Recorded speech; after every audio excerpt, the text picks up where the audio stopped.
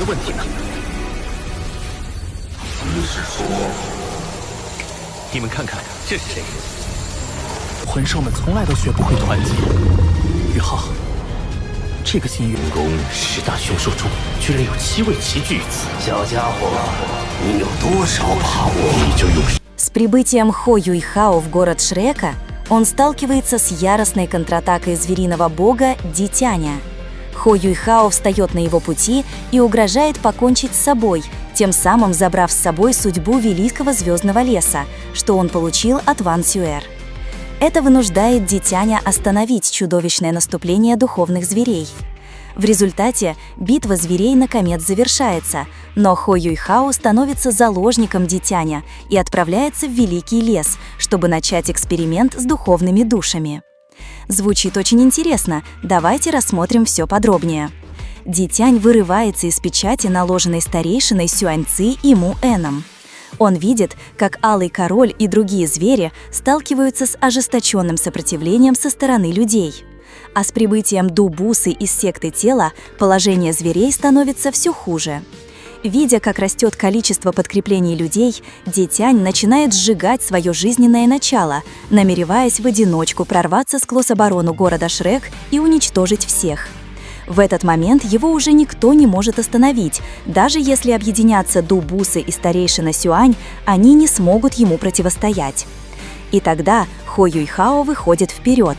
В трейлере видно, что хотя он не может победить Дитяня, он раскрывает, что является тем самым человеком, которому отдала свою жизнь трехглазая золотая львица.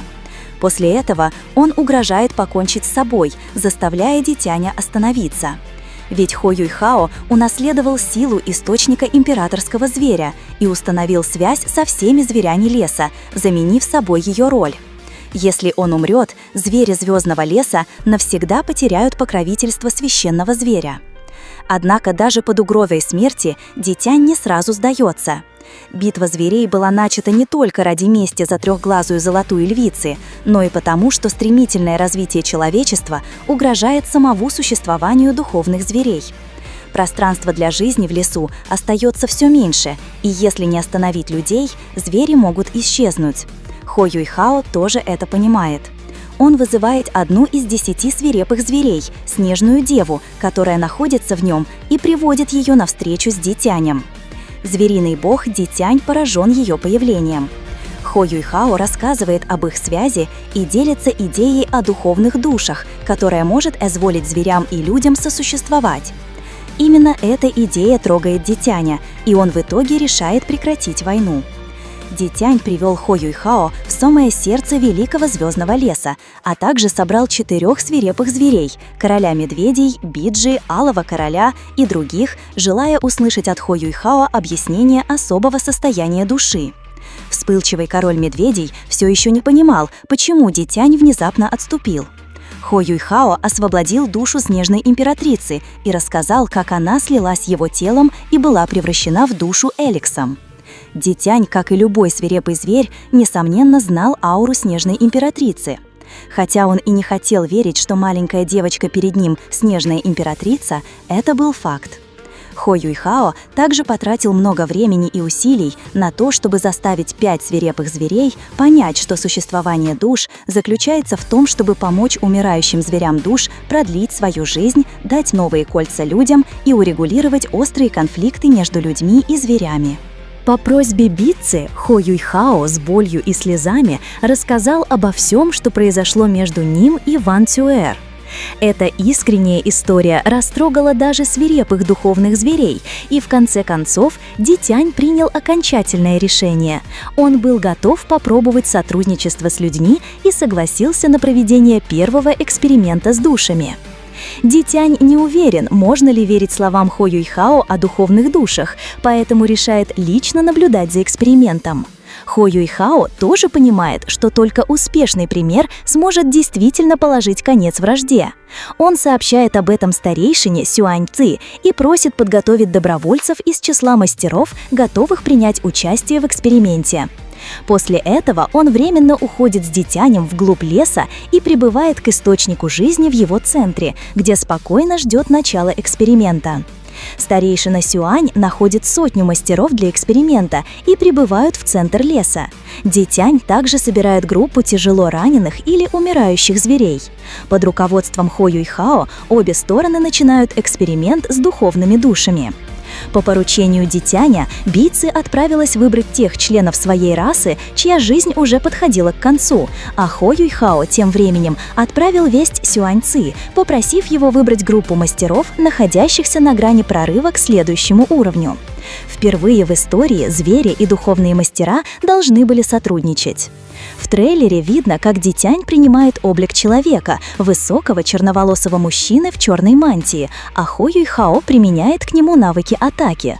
Неужели он хотел навредить Дитяню? Конечно же нет.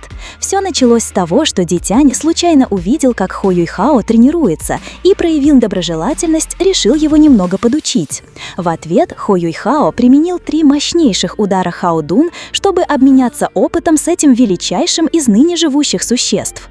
В процессе спарринга он почувствовал ужасную, как бездна, силу души Дитяня, а также узнал, как в его теле работает ядро души и как он накапливает духовную энергию. Все это принесло ему огромную пользу. Однако Дитяня потрясло другое. Он обнаружил, что в теле Хо Юйхао скрыт потенциал стать богом, и этот человек, по его мнению, ничем не уступал морскому богу Тансану, который стал богом 10 тысяч лет назад. Это вызвало у Дитяни не только зависть, но и тревогу с настороженностью. Во время первой попытки эксперимента вмешался король медведей. Он упрекнул: для продвижения в уровне и получения колец духовному мастеру нужно убивать зверей. Но все понимали, если оставить все как есть, то из-за безудержной охоты людей звери однажды исчезнут, и тогда сами люди лишатся пути для повышения уровня. Звери – важнейшая часть экосистемы планеты, поэтому ради будущего обеих сторон эксперимент с духовными душами стал крайне необходим. С поддержкой Звездного леса и города Шрек эксперимент был быстро запущен, и главным, естественно, стал Хо Юйхао.